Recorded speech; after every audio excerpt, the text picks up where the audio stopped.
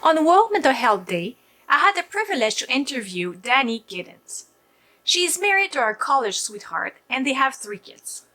She's a survivor of undiagnosed postpartum anxiety, depression, and obsessive-compulsive disorder. In this interview, she's bravely talking about her postpartum mental health journey and how it has impacted the past 11 years of her life. Her story is very touching, and I hope you will be inspired by her courageous choice of sharing her truth.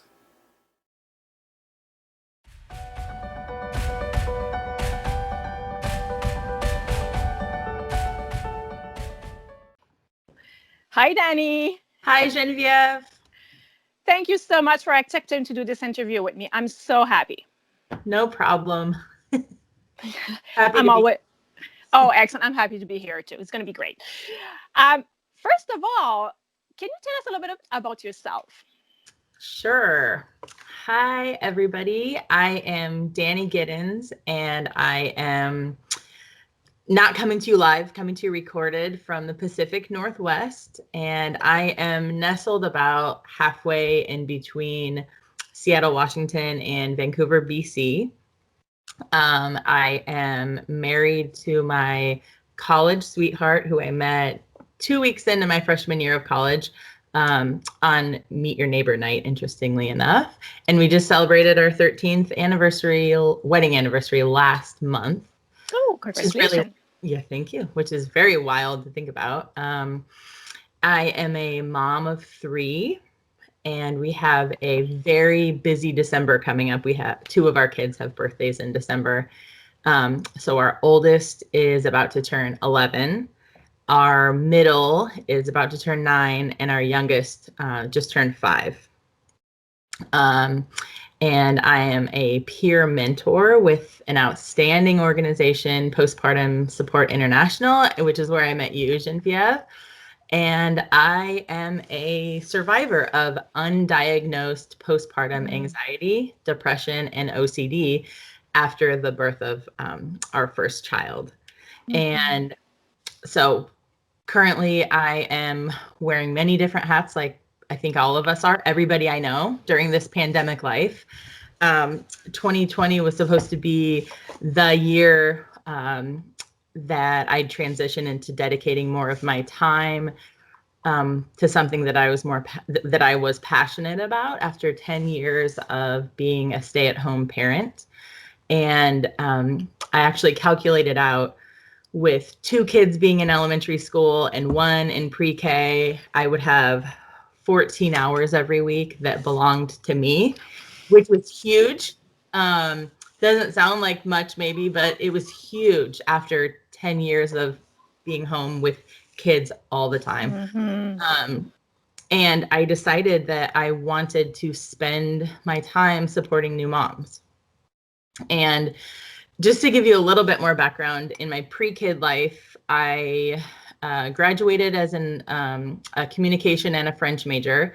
As an undergrad, and after I graduated, I worked at my university's study abroad office, and later as a faculty assistant. I studied abroad in Grenoble, France, and I really enjoyed helping other people connect through language and cultural experiences, and that really fired me up, and it still does. And even as a child, I had experience like that because my family was a host to 5 different Japanese exchange students, one of whom lived with us for a whole year. And all of this taught me that we as humans have more in common with each other than it may seem on the surface. And we can really find ways to connect with each other through language and life experiences and cultural experiences. And it's just really life-giving to me to connect with other people in different ways. And we're here to talk about perinatal mental health, and that's what we're doing right now. That's another example of connecting with others through a shared experience, motherhood. And anyway, this is a long introduction, but I'm just thrilled to be here contributing to such an important conversation. Yes. And today, I know that people who's going to watch this is going to be later, but today is World Mental Health Day. I know. Perfect time to do this interview. I was super pumped about that. Very timely. Yeah. So I don't know, we scheduled that and then I realized after, oh, so great day to do this. Yes. Yes. So I'm going to start. You said you introduced yourself a little bit about your postpartum story. I want to start before all that started, before you had your first baby. Mm-hmm. Did you feel confident in your knowledge about the postpartum transition, the postpartum period, or were you expecting that it could be difficult? I was not confident at all. Oh, okay. I knew nothing. I lived in the town that I went to college in, and almost all of our friends moved away after graduation for jobs or whatever. So, and none of our friends had babies yet. We were the first. So, I did have a nephew that was, he's 3 years older than our oldest. But my family didn't live close. They lived 6 hours away. So nobody in my day-to-day life had a baby. So I didn't hear anything. I didn't read anything. I didn't know anything. So, but one piece of advice that somebody gave me when was not to read ahead in my what to expect when you're expecting book. Just, and it was probably half jokingly, like, just don't read ahead. It really gets real. And I just said, oh, okay. And I didn't. And, so the only experience that I had to draw on was that all the way through high school, I babysat all the time. That was my job. And 2 summers during college, I nannied as well during the summer. Okay. So that was the only experience I really had to draw on. But all I had to do was the fun stuff, no laundry, no cleaning, no meal planning, no middle of the night feedings. And I just feel like there's I don't know, just my opinion that there isn't one way that you can fully prepare yourself for feeling just depleted and sleep deprived, until you're doing it. And it would be pretty amazing if you could bottle up some sleep in advance. But, you can't. So. Yeah. So did you have any knowledge about postpartum mood and anxiety disorder, or that was not something that you knew about or heard about? I would probably also say no. I did take a childbirth prep class at our local community college. And, I think it was maybe like an 8-week class or something. We'd meet once a week. They have like weekend classes, but we took a longer one. We didn't know. Okay. It was our first time around. I figured we'd take the longer class, and that was really nice. But I don't honestly remember talking about PMAD specifically. We may have scratched the surface, but it wasn't anything memorable. And then the only other thing is that one person that I knew had just mentioned one time, I definitely had the baby blues after someone was born, but that's kind of right where the conversation started and ended. I didn't know any follow-up questions to ask. And I honestly wasn't very overly concerned about feeling mentally and physically debilitated. I was just naive. It was my first, and I'm a pretty independent woman with I can do it attitude, and I don't rush to ask for help. And so even today, that's something that I'm fine tuning and learning to, ask for help and accept help, and that it's not a weak thing to just ask for help. Yeah. Anyway, yeah. But I can relate because I do remember our prenatal classes, and I think I remember talking about the baby blues and postpartum depression, but honestly, like, it's so blurry, like it's not. And I think I even remember myself thinking, nah, not me. Right. The odds are that you probably won't have to deal with this. right? I mean, it's 1 in 5 or 1 in 7, Yeah. you know. Yeah. So, and when I was reading through my what to expect when you're expecting, like monthly update on how the baby's growing, I mean, it kind of was a little bit of information overload too. I mean, I was also working at the time, and it was just, I just didn't seek out reading in depth about, mental health. Yeah, I know. So. But it's such something important to know, even if we know it's not happening to everyone, but to be Oh yeah, prepared. absolutely. That's why that's what I'm doing too, like to talk about it openly. So not to scare people, not to scare future parents, expecting parents, but to say, hey, this is a reality and it's a good idea to know about it. So if you know the symptoms, then you know how and when to go get some help. Yeah. Absolutely.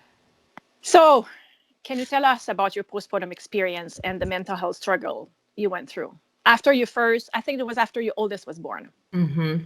Yeah. Okay.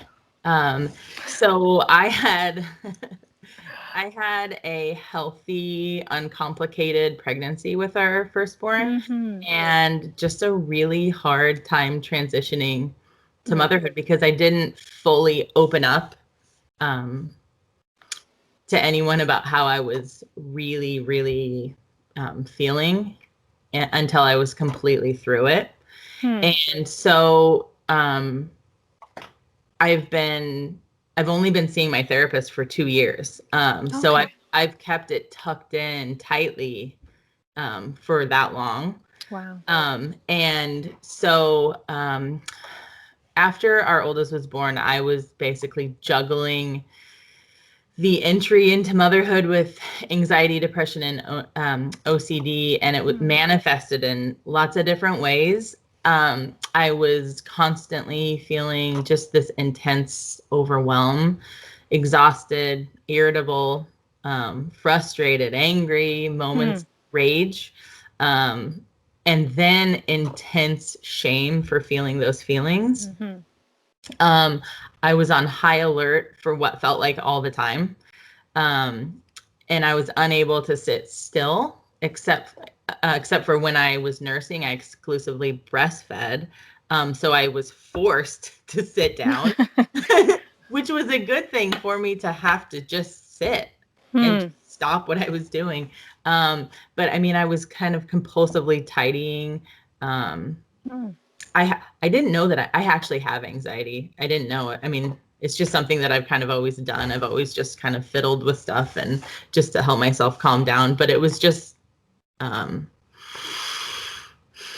it was more intense, definitely. I was cleaning obsessively, spending time thinking about how to make sure that everything was just right in our environment, in our house.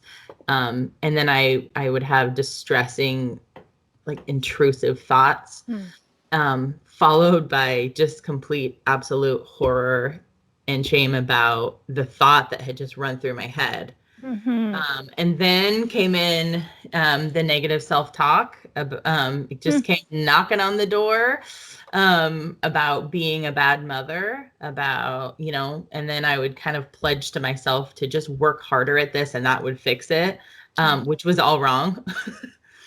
And I just wanted so badly for there to be more left in the tank. And yeah. Wow. It was exhausting. I mean, I once explained it kind of like I was just furiously treading water, and I was just trying not to drown. And that it sounds very dramatic, but that is what it felt like. It felt that desperate that I just was trying not to take on water and just tread water, just keep swimming. And yeah, like I said, there just wasn't much left in the tank. And so I tried to kind of will myself to be in a good place. I'd take pictures and I'd smile in the pictures, but not actually feel joyful. And I know I've read and other people have told me that they did the same thing. So that it's sad but validating that I heard that I wasn't the only one in that. But I remember exactly how I felt in those photos. Even now as I look back at them, and I just wanted to feel better. And I just wish that I had like asked for help. But So were you thinking that was your new normal in motherhood? Or were you thinking there's something wrong, but I don't want to go there? Like, I don't know. It just felt like something wasn't right. I mean, I had this idea of what motherhood was supposed to look like, but from what I was exposed to, I wasn't hearing all of the stories about how people were really feeling, other than the rose-colored glass that people were looking through, you know. The bliss. Yes. Yeah, that's what I was hearing, and that's what I was seeing, and, you know, that's what's in the movies, right? It's not like that. Yeah. So just it reminded me of your blog post that you wrote about your birth story. And what struck to me is when you said that when they put your baby on your chest just after he was born, you didn't feel. How did you mention that? You said, I don't know if you want me to read it. I have it here. You said, we're gonna get personal here, Genevieve. That's okay. That's okay. You said, I was in shock. I was absolutely emotionally and physically exhausted. None of those warm, fuzzy feelings of instant head over heels love were floating around in my body. And I felt guilty, so sickeningly guilty. What was I supposed to be feeling? I wasn't feeling it. Yeah. That's pretty profound. Yeah. Isn't that so sad? I just, like, I thought this was supposed to be the most beautiful thing. Like, I was supposed to be happy. I was supposed to cry tears of joy. And I just was like, what the heck just happened? So, yeah, I didn't. But it happens. It happens. Not every parent that have a baby have those feelings of love right away. So, and that's too bad that we don't talk enough about it, because it happens. Like, it's not everyone who feels that bonding right away with their baby. Right. Yeah. Yeah. Yeah. And I didn't tell anybody. Yeah. So. Oh my gosh. Ugh. What was the most difficult thing going through this hardship? I think that the mental struggle and asking for help was the hardest thing, which I didn't do. And, you know, to be fair, in the thick of it, I didn't know what to call what I was thinking or how I was feeling. And even though there is a history of mental health struggles on both sides of my family, but I'd made it through some pretty stressful times throughout my life until then, and without seeking any professional help. So, you know, to go Brene Brown on you, I love her. The story I was telling myself was that wasn't me. I didn't have a mental health diagnosis. So, you know, snap out of it, carry on.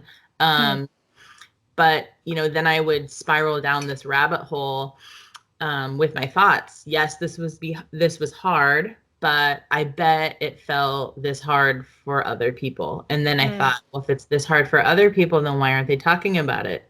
If they're not talking about it, then maybe it doesn't feel so hard for them.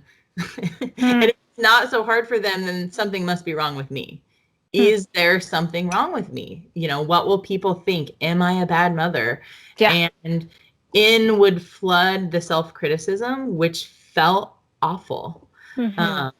So then people, including my doctor, would ask, because we saw my doctor all the time for all the baby checkups, you know, how are things going? How are you feeling? And without skipping a beat, I would kind of jokingly make a silly face and just say, oh, fine, you know.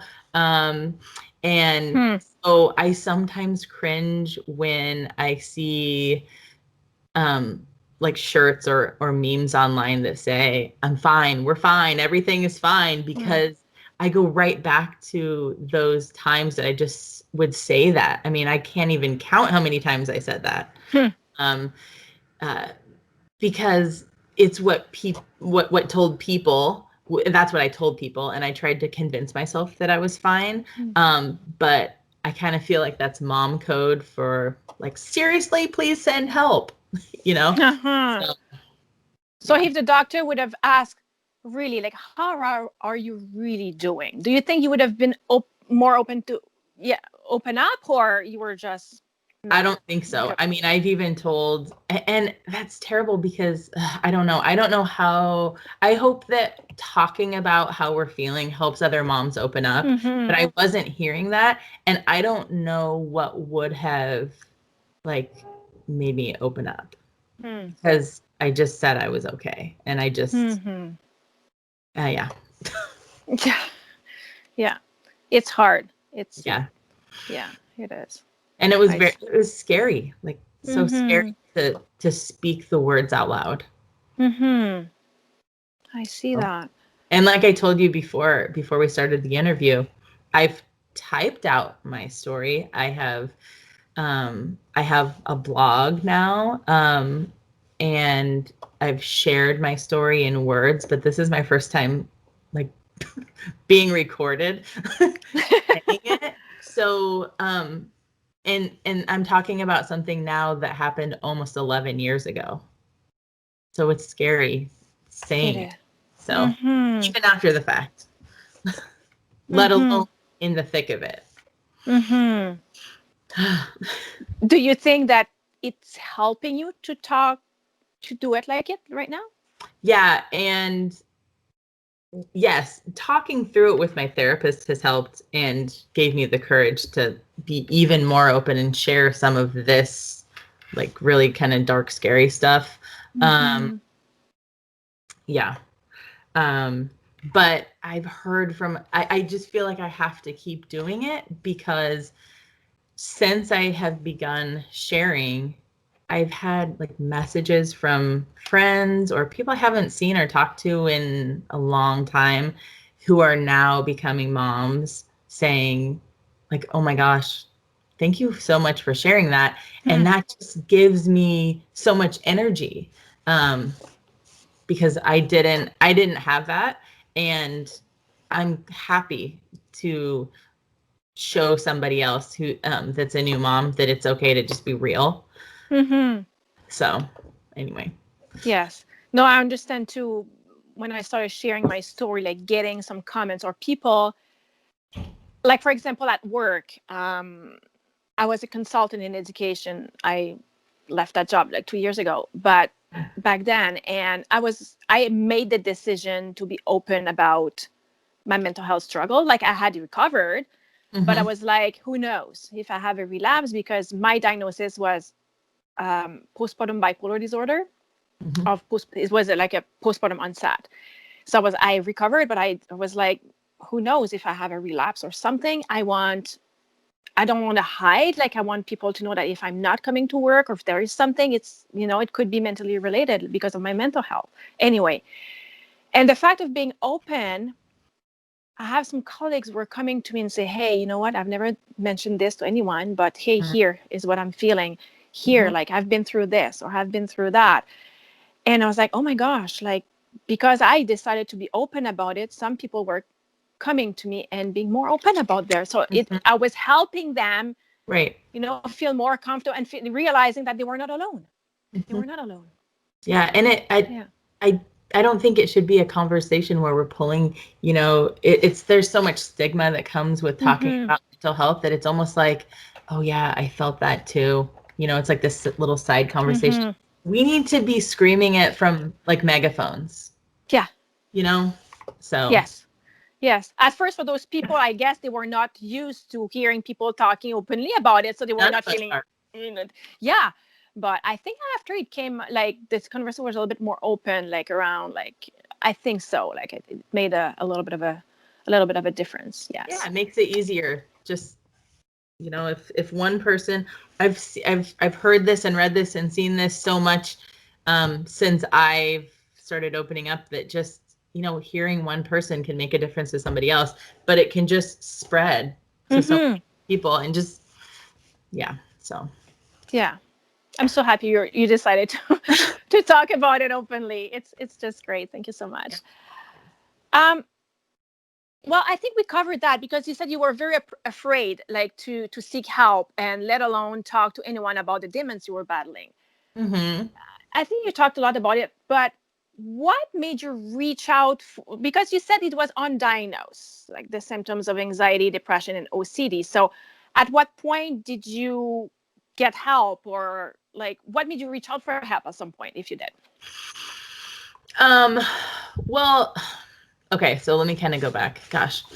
I didn't know what to call. I mentioned this earlier. I didn't know what to call what I was going through almost 11 years ago. So yeah, I kept it to myself. And I wear my emotions on my sleeve, so it's not like a real mystery how I'm feeling usually.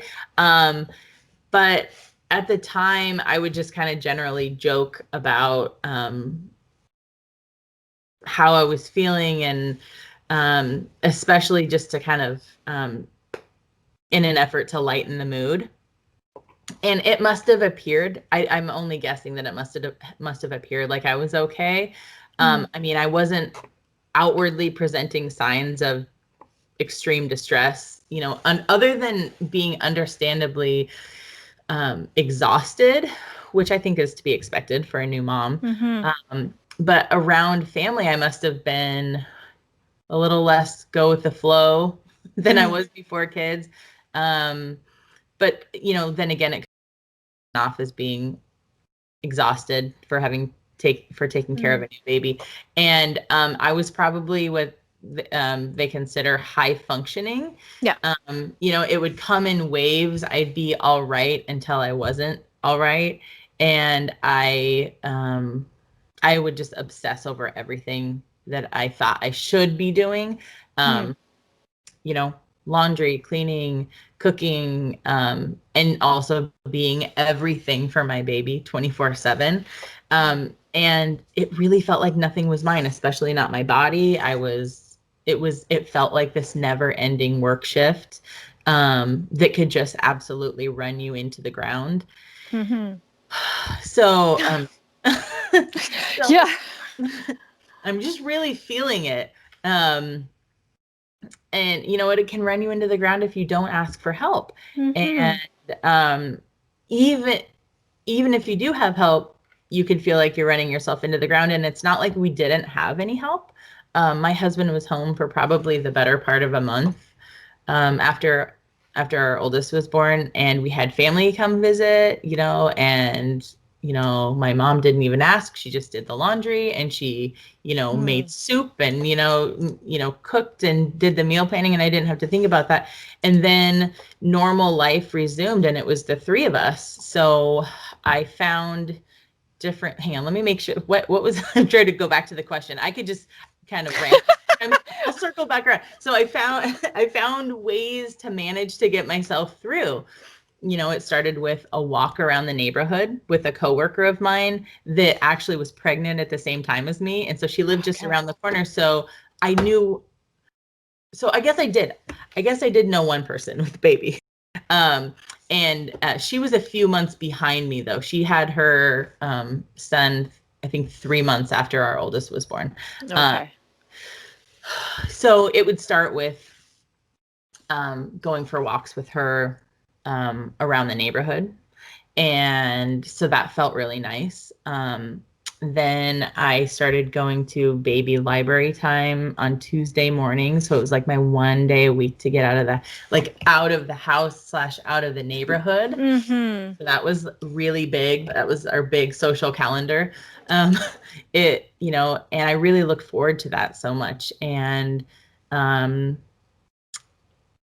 yeah,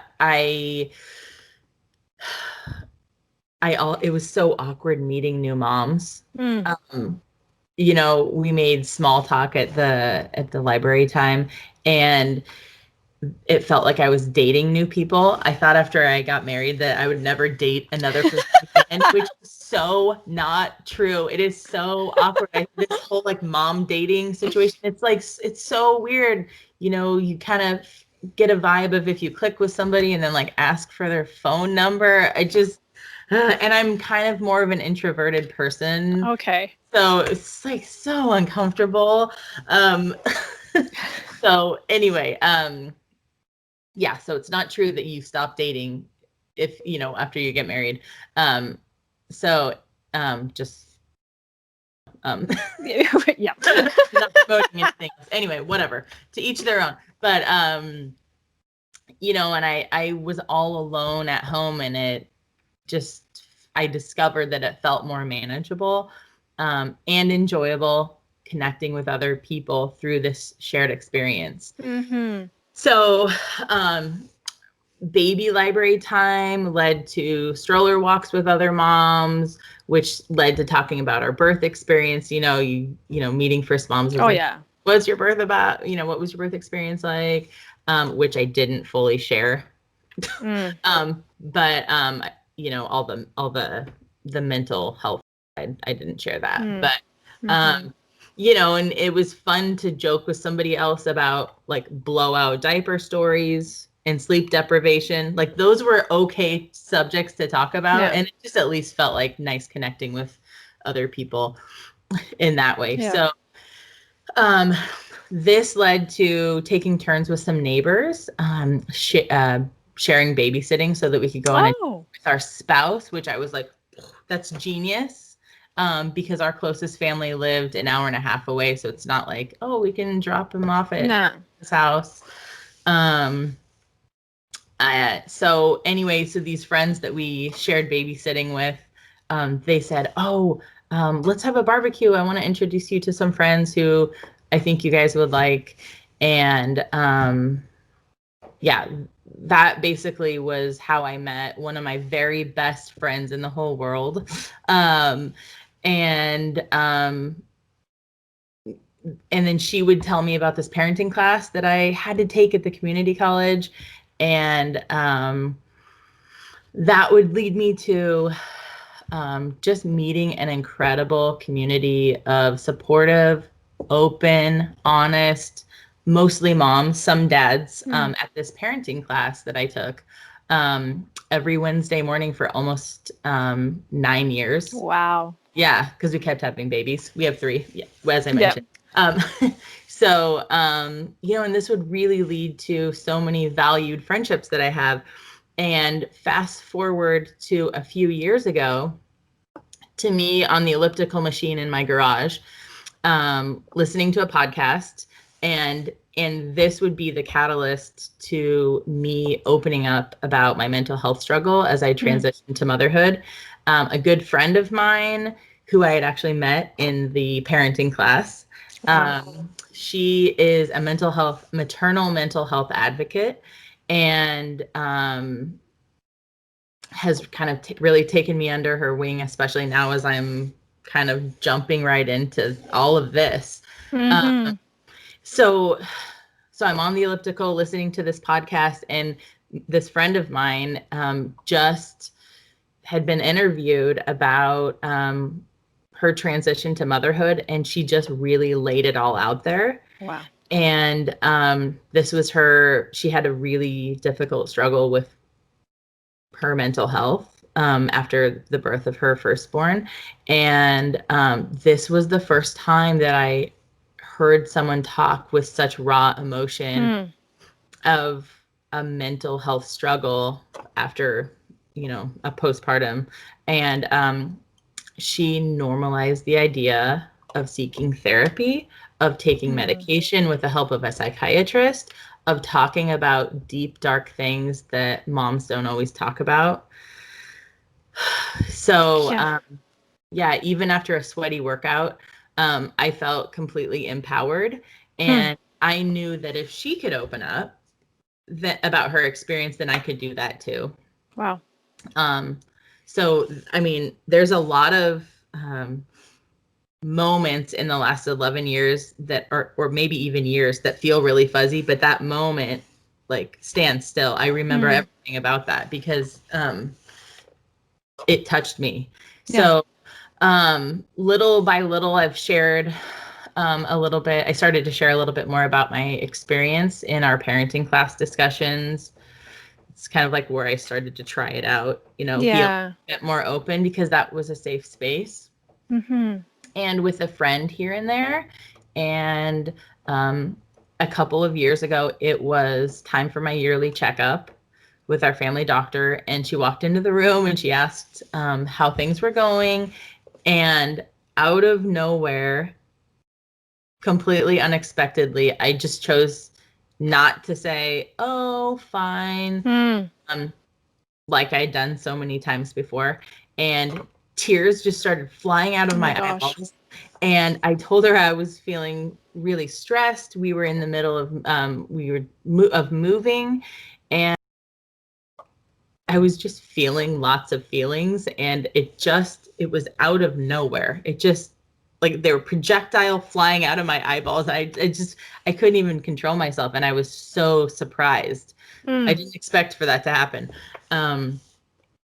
And she listened, and she very delicately floated the idea of talking to a therapist. Wow. And she said that she could write me a referral, like right then and there.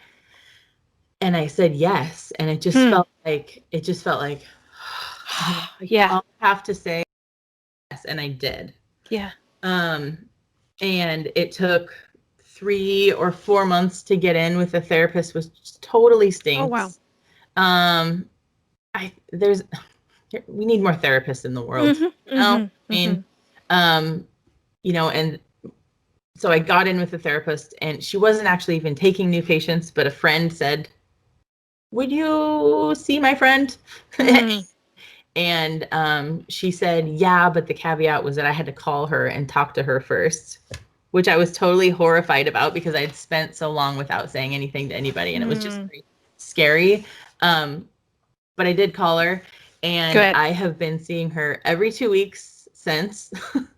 And even through the pandemic, we're able to do video calls every 2 weeks, and instead of our in-person meetings. And I just totally consider her an integral part of the team. You know, we all need a good therapist, right? Yes. So, and yeah, I mean, it's just freeing to honor my experience and let go of what I had been holding on to for so long. Wow. It's just like taking that just cleansing breath and just letting it go. And it's huge. So. So I hope I answered your question. Oh yeah, you answered my question. You even went further, like with another questions that I wanted to ask. So is it her that actually made you realize that you went through postpartum depression, OCD, and anxiety? Or is it? No, she said, yeah, that's what it sounds like. But okay. No, she couldn't. Yeah. But before I started seeing my therapist, like, I had listened to my friend's podcast, and I thought, whoa, Okay. Wow, she's saying something. I didn't have the same experience as her, but I did have some of the same feelings, which made me think something was definitely wrong. And honestly, by the point that I had listened to her podcast, I already had our third child, and his birth was absolutely different in not every way, but it was completely different than the birth of my first. I mean, all of our births were very fast. He was like 55 minutes after we got to the hospital. Great times. But I completely felt feelings that I had never felt. I didn't feel disconnected when our middle child was born, but I didn't feel this like rush of like euphoria, like just bliss and whatever. Yeah, bliss. I mean, I just was obsessed with him after our third was born. I actually forgot in the hospital that, we're airing all my dirty laundry. Why not? I'll just go for it. But when I was in the hospital after our third was born, I actually forgot. I think I was there for 2 days, maybe not very long. I forgot what our other 2 children's faces looked like because I was so obsessed with just like this beautiful creature. I was so in love with him. And it doesn't mean that I didn't love our other 2 kids or that I didn't love the other 2 when they were born. I did, but it was just I was like, whoa, Hmm. that was one of the points. That was one of the points, even before I listened to my friend's podcast, that I said something was definitely 100% different the first time around. And then, you know, so there were little things over the years that were like, yep, it, you know, because of this reason, this definitely was different. There was definitely something going on the first time. And then, you know, when I was with my when I explained to my therapist what I went through after our first child was born, I said, what does that sound like to you? You know, and she was like, oh yeah, that definitely sounds like this, and this. And Yeah. Should have called somebody. Sheesh. What did you say? I should have called somebody or talked to somebody. Hindsight's 2020, but we're here now. I'm so glad you found some help, like in your therapist. This is great. Yeah. Another question, we're talking a lot about your experience, and for me, I think that when a parent is going through something difficult like that with their mental health, it has an impact on the partner if they are with a partner. So I'm always tempted to ask the question about the partner as well. How did your experience impact your partner? Like, because it was a difficult, I know that you kept a lot for yourself, but how was it for him? Yeah, so like you said, I didn't tell anyone, even him. Some of the thoughts that were running through my head, especially the first year of motherhood, starting with the night that our son was born, when you know, you've mentioned my blog post about my birth story. I just felt crushed, assuming that he would be our only child, that I would never, ever, ever, ever, ever, ever go through this again. Why would anybody do this? And, you know, I was naive to think that you could plan out how many children you're going to have and when you were going to have them. I mean, I kind of cringe at myself saying that out loud, that I thought that I could do that, because we've had so many friends that have had, you know, infertility problems. And so I know now that you can't plan all that out. But in the moment, I was almost 25. I was a baby. And, you know, I just thought, we thought before he was born, oh, you know, we'll have 2 or 3, or, you know, who knows, we'll just see. And I just said to myself, that's it. Like, I felt horrible knowing that he would never be, that he would always be the only child, because I would never, ever, ever do that again, which we know is not true because I have 3 children now. But, you know, because instead of feeling that euphoric over the moon feeling, I just was feeling exhausted. So my husband was concerned about how I was doing, and he was extremely supportive from the get-go. He's always been very supportive. You know, he was able to take, I think, about a month or so off of work after our oldest was born, before he headed back to work. And, you know, we divided and conquered, you know, daily life. And, you know, but there were some things that he couldn't help with. And that, I think, made him feel disconnected and unuseful at times. An example of that would be feeding. So yeah, like a day or so after we got home from the hospital, I woke up to a completely soaked nightshirt. Milk was in full force. And I was like, what is this? Oh my gosh, you know? So I was open for business. And about 2 weeks into motherhood, that was probably, besides, you know, the difficult night that our son was born, there was one night where I felt this breaking point, one of the first breaking points. And I had sore, cracked, raw nipples from frequent, you know, feeding. I'm waking up every 2 hours trying to get the latch right. I've got to turn the light on to make sure everything's all situated how it needs to be. But so there's a lot, I've said this before, that there's a lot that's fuzzy about this postpartum period, but this is another night that just I remember so much about. It was probably 3 a.m. Our oldest had woken up. I needed to nurse him, and I just cringed at anytime he needed to latch on. It hurt so much. I was exhausted. You haven't slept in 2 weeks, basically, hardly, and yeah, so I was up every two or so hours to feed him. I was listening to his breathing. I was almost falling asleep, and then I would think maybe I should quadruple check to make sure that he is still breathing, and I just wasn't sleeping during those times that he would fall back asleep. Any little noise would feel like this sharp pain in my head, some sort of like natural instinct to keep the baby safe, if we were in the wild. But we weren't in the wild, we were in a bedroom.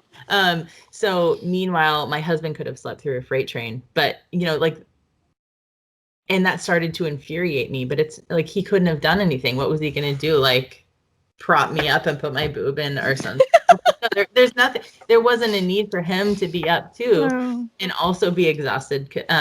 So I just felt depleted, and so I just broke down and I was crying and I said, I can't do this. I woke him up and I said, I just can't do this anymore. I was just crying, and it was painful, and I just didn't want to do it. And I was sleep deprived and not thinking clearly, and it was everything. Yeah. It just kind of felt like it came crashing down. And he said, it's okay. We'll do this and we'll figure it out. And we had a breast pump, thankfully. And I could have sold breast milk on the black market. I had a big supply of breast milk, and I don't condone selling breast milk on the black market, by the way. So he said, just pump a bottle and I will go feed him. And so for the next month and a half, every time he nursed, I pumped, which was also exhausting, but it was also a relief at the same time. So my husband would feed him a bottle of my breast milk. I would pump. We kept the supply going.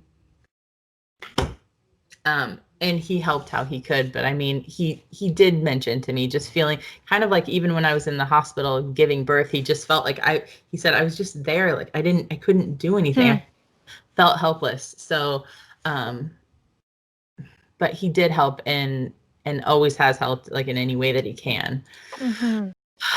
So. Yeah. And how was it for him when you realized that you could open up about your story?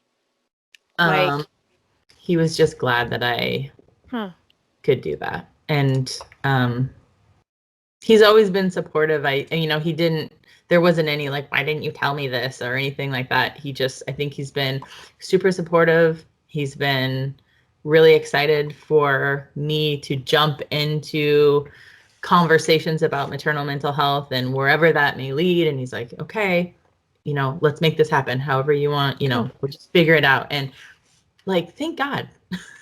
Yeah. It's so awesome to have such a supportive partner. So great. So yeah, that leads, the conversation is kind of leading to your journey. Like, how did your postpartum experience led you to your journey of advocating for and helping moms? Because you're saying, yes, I started opening up about my story, and some people come to me, open up as well. So can you tell us more? Sure.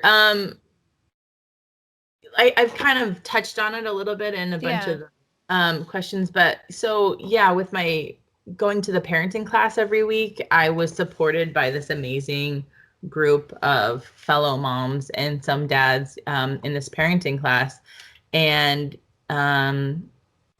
it felt freeing to kind of just start opening up about things. And so I decided that I was just so thankful. I don't remember when it was. A little over a year ago, I made a post about like how thankful I was for it was our first circle time, our first class back after the summer break. And it just felt like, oh, I'm home. Like it felt, this is in a safe space. So I posted about it, and I got a lot of really supportive comments from friends and family, thanking me for just saying how I was feeling, and I just had my baby, and it really feels like I'm less alone, like knowing that there's community out there. And yeah, so that's kind of been an encouragement for me to just not shut up about it. And so a friend of mine mentioned that there's this really cool peer mentor program. I wonder if you'd be interested in volunteering, and she doesn't work with PSI or anything like that, but she just threw it out there, and I looked it up and thought, be courageous, like just go for it. And I thought, I need to give myself more credit, but I thought like, oh, there's probably like way more qualified people. Like, but all of us are qualified who've been through this experience. So I just went for it, and I had an interview, and the wonderful coordinator was like, yes, we'd love for you to join. And I was like, I got off the phone and took this picture of myself, like, yeah. And I sent it to my friend that had suggested that and I said, oh my gosh, I can't believe this is happening. Like, they said yes for me to volunteer. Like, no, it's not.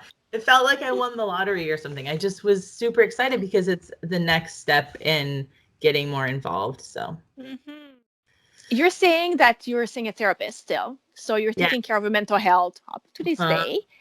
And I think you mentioned somewhere too that blogging really helps you as well. Can you tell us more? I kind of have always felt like I can really, that writing is really therapeutic.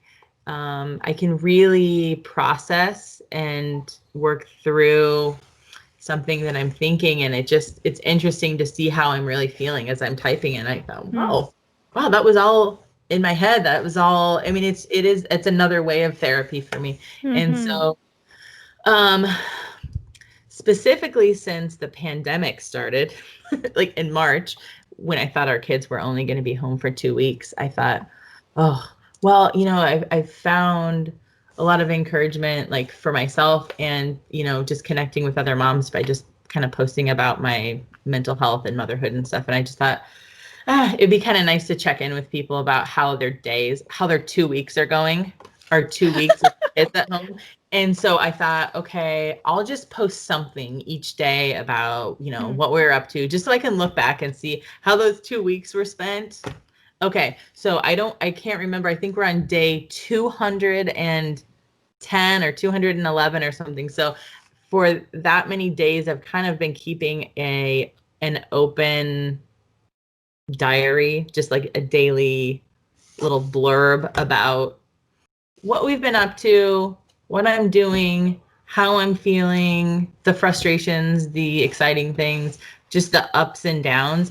And it's like, it's a little experiment that, I'll look back on and just think, wow, we got through it. And some days were really awesome, and some days totally sucked. And some days I felt really good about myself or parenting, or, and some days I was really hard on myself. But I just kept taking another step forward, one foot in front of the other. Yeah. So yeah, I've been doing that, and let's see what else. Putting things on the calendar for myself, which I feel, especially right now, is hard because there isn't a lot of alone time. I don't have 14 hours to myself every week like I thought I would, which has been really frustrating, but that's not our life right now. It's okay. Finding ways to connect with other moms. Usually I would have a monthly mom's night out. We just, no kids, no partners. We would just the moms. We'd go have dinner and just chat for a couple hours. But that can't happen anymore. So we've done Zoom calls. We've sat around a fire, socially distanced. But mainly Zoom calls. Mm-hmm. It could mean going for a walk by myself and listening to a podcast or a book, or just listening to music if I just don't want to focus on a book and I just kind of want to just zone out a little bit, which feels nice. Feels like a luxury to be able to zone out these days. It could be a run with a friend, cooking, gardening. I've done a ton of therapeutic pruning around our property just to get frustration out. Oh, that's cool. Anyway, yeah. That's cool. What would be your advice for parents who are experiencing a postpartum mood and anxiety disorder? I would just implore them to open up about how they're really feeling and find somebody safe to talk to, a spouse, a partner, a friend, your doctor. And an organization like Postpartum Support International, if you're not comfortable talking to somebody that because it could be kind of scary. So maybe for some people, it might feel more comfortable just kind of talking to somebody that is like a little bit removed. And if you're not there yet, then I would say check out, there's so many amazing podcasts. If you can, if you are walking around with a baby on, put some earbuds in or something and find a great podcast. One that I really, really love is the Mom and Mind podcast with Dr. Kat. And I listen to her on Spotify. I'm not sure what other platform she's on, but I listen to her in the shower. I listen to her walking around, and that's another example of hearing other people's experiences and going, yep, me too. So, oh, thanks for the recommendation. Yeah. I can put it in the notes, like Awesome. Postpartum Support International, and maybe that podcast too. I can put that in the notes. And if you want, like your blog, okay. Yeah, I can share if you're open to it. I can share it. Yeah. We've gotten personal. Sure. Any other thing you would like to say or mention or share?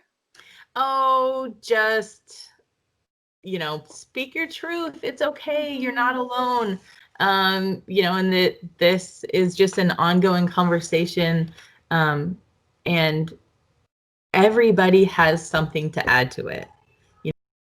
Imposter syndrome, if you're not sure if you really should be adding to the conversation, everybody has something to add to it. And just that it's okay to not be okay. Wow, that was a big sharing. Can feel it. Yeah, I'm a little bit of an oversharer sometimes. No, it was interesting hearing your story. Thank you so much. I really appreciate the time that you do this interview with me. Thanks so much for having me. This was great. Great. See ya. Bye. You like my videos and you care about my mission to speak openly about postpartum mental health? You can help me make it happen by subscribing to my channel and sharing my videos with others. Just click on subscribe. I also created a Patreon account to help you contribute directly to my mission. Interested?